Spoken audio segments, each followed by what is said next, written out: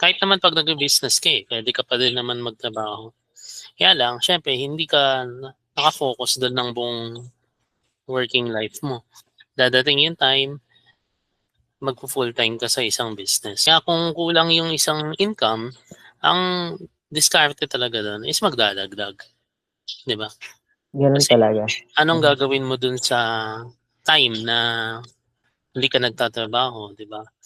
Sa time na nagre-relax ka, kailangan nag-aaral ka kung naghahanap ka ng way paano madadagdagan yung income mo, anong business yung maumpisahan mo, di ba?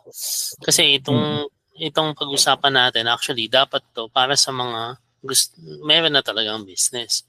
Kasi Mm. ito yung makakatulong sa kanila. Kasi ako ngayon bro, yung mga ina-apply ko ngayon, saka yung sineshare ko din sa mga naging client ko, sa mga nagiging mentee o kaya yung tinatrain ko, in-apply ko na ngayon talaga yung biblical way, biblical principles, kumbaga. Kung makikita mo doon sa checklist, yung mga, it's all rooted in biblical principles, strategies, tactics. Kasi before, hindi ako nagbabanggit ng religion pag hindi tungkol sa church. Ang naisip, ang na-realize ko, pina-realize sa akin ni God, dapat hindi ganun. Hindi mo pwedeng paghiwalayin ang isang, ang faith, ang spiritual, hindi mo pwedeng ihiwalay yun sa buhay mo. So kahit nasa business ka, kahit nasa relationship ka, kahit nasa family ka, kung ano mang ginagawa mo, kasama yun. Diba? So, actually, binago ko lahat talaga. Yung mga modules ko, binago ko. Pati yung mga ina-apply ko na principles. Lahat ngayon, lahat ng nakikita ko na mga, halimbawa, tinuro ng isang guru, tinuro ng isang teacher, i-check ko lagi yun. Sine-check ko muna kung ano yung sinasabi ng Bible tungkol doon. Pag nakita kong wala doon, or against yung Bible doon, against yung scripture doon, binibitawan ko na yung paniniwala na yun. Basta against dun sa ano. Oo. Kasi, ang Hindi totoo, naka-align. dalawa ang way para mag-succeed ka. Kasi ang success is na-achieve mo yung kailangan mong gawin. Tama. Yun lang naman ang definition ng success, di ba?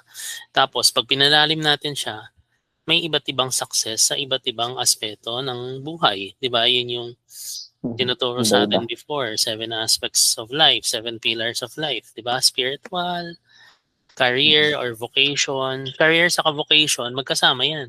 Kasi career, yun yung ginagawa mo para kumita ka, yun yung ginagawa mo, expertise mo. Vocation, doon pumapasok yung ginagawa mo kahit di ka na babayaran. Yun yung ministry mo, yun yung mission mo, di ba? Vocation. No, vocation yun. Nandyan yung family, di ba? Social yan. Friends, family, loved ones. Nandyan yung environmental. Bakit environmental? Kasi nilagay tayo dito ng creator, nilagay tayo ni God dito sa mundo para mag-dominate, di ba? Sabi sa Genesis, di ba? Be fruitful and multiply and have dominion. Ibig sabihin, kailangan tayo ang may control sa pagpaalaga ng environment, di ba? Ng paligid natin. Kasi kailangan maging good steward din tayo doon. And nandun yung pag titignan mo dun sa Genesis verse na yun, di ba? Be fruitful and multiply and replenish the earth and have dominion. Ibig sabihin, nandun na. Nandun na yung pinapagawa sa atin. Di ba? Kailangan maging fruitful ka. Maganda ang bunga mo. Ibig sabihin, may seed ka. Ano yung seed mo? Ang seed mo, yun yung ginagawa mo everyday. Yung actions mo. Yung intention mo. Wala tayong control sa bunga. Wala tayong control kung kailan bubunga ang isang halaman, ang isang puno. Pero as farmers, di ba, as ikaw may hawak ng seed, ikaw ang may control kung ano yung seed na itatanim mo. Kung ayaw mo yung fruit ng buhay mo, ayaw mo yung fruit ng resulta mo, palitan mo yung tinatanim mo. Kasi nandun na yung sistema na binigay sa atin. Di ba? Environment. Nandyan yung buong creation ni God, di ba? Pero tayo yung pinaka nagdo-dominate doon. Pag hindi tayo naging good steward, hindi tayo magdo-dominate. Ibig sabihin, hindi tayo naging good steward ng oras natin, ng talents natin, ng buhay na binigay sa atin. Kaya kailangan yung principles ng scripture, principles ng Bible, kung paano tayo kinreate, yun ang ginagawa natin. Kasi hindi tayo magbubunga ng tama kung susundin natin is yung sinasabi lang ng ibang tao, yung ginagawa lang ng mundo, di ba? Kasi may sarili silang sistema. Pwede kang mag-succeed doon, pwede kang maging successful doon sa larangan nila. Pero ang question is, nagawa mo ba yung purpose ng buhay mo? Di ba? So, kaya nung Ano talaga yung purpose mo? Kaya nung na-realize ko yun, hindi pwedeng hindi ituro ito kahit na nasa trabaho, kahit na nasa business. Importante yung leading sa'yo, bro. Tapos kung ano yung, at least may maumpisahan ka. Kasi nga sabi, di ba, do not despise humble beginnings, small beginnings. Kasi ang tinitignan lang dyan is kung magiging faithful ka dun. Pag naging faithful ka dun, yun yung mag-open ng doors sa'yo para bigyan ka pa ng ipagkakaloob sa yung ipagkakatiwala sa iyo, 'di ba? So, kaya alamin mo. Good steward, di ba? Tama. Tapos yun nga, ang totoo niyan kasi, kaya tinanong ko din sa iyo yun, kasi yung gift mo, your gift will open rooms for you. Yun yung sinasabi sa Proverbs.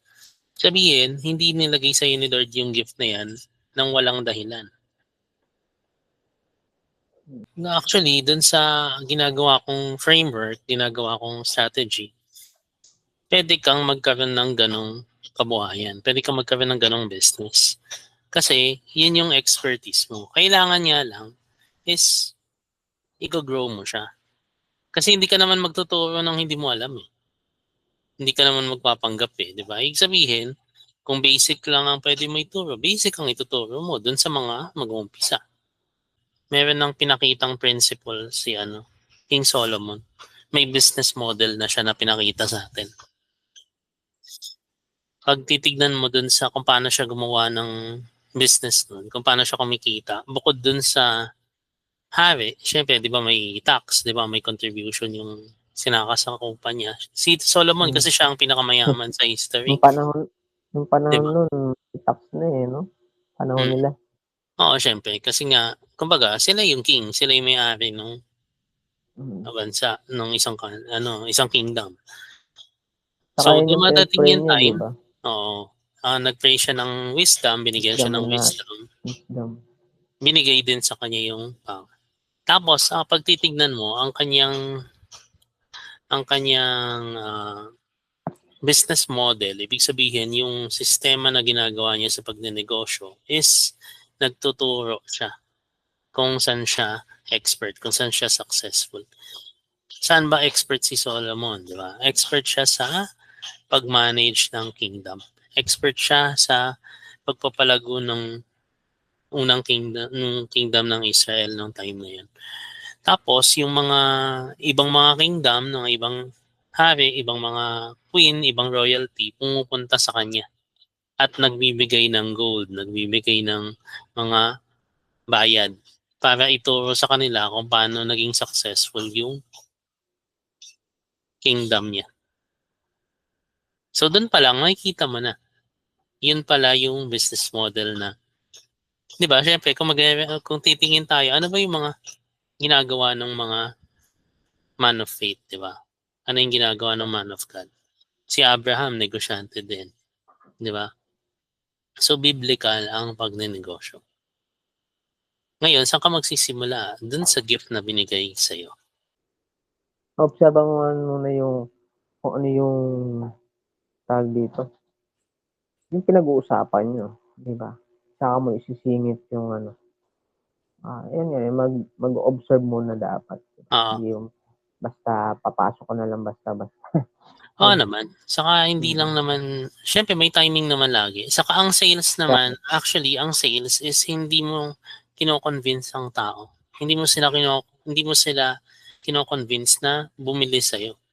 Ibig sabihin, ang sales kasi is tinutulungan mo sila na mahanap yung kailangan nila. Kung hindi nila kailangan yung bagay na ino-offer mo, hindi mo siya iaalok. Hindi mo siya ipipilit na bilhin nila. Tama.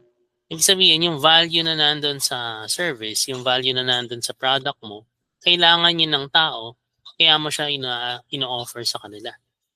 So, hindi mo na kailangan i-convince kasi kailangan nila yun, makakatulong sa kanila yun. So, ina-identify mo lang kung ano yung kailangan nila, kung kailangan talaga nila yun. Okay? Tama. So, nandito yung mga booking link natin. Available lang to kasi any service, any product, pwede mong i-apply itong checklist and guide na to. Okay? So, ito din yung mga tinuturo ko dun sa mga Ilang clients. pages? Actually, mabilis lang to. 1, 2, 3, parang 4 pages. Ito kasi back cover na to eh. Okay. So, Ayun yung ganun. gusto ko, yun din yung gusto ko talaga matutunan sa inyo, yung ino-offer mo sa akin, kung paano ko siya masisimulan, Mm-mm. paano yung technique, paano yung strategies, kung Mm-mm. paano siya So, magpo-flow ng tama, paano ko siya magagawa ng ano. so Yung ito gusto bro, ko. papakita ko sa iyo. Ito yung sa sa website. Kumbaga ito yung mga consultancy.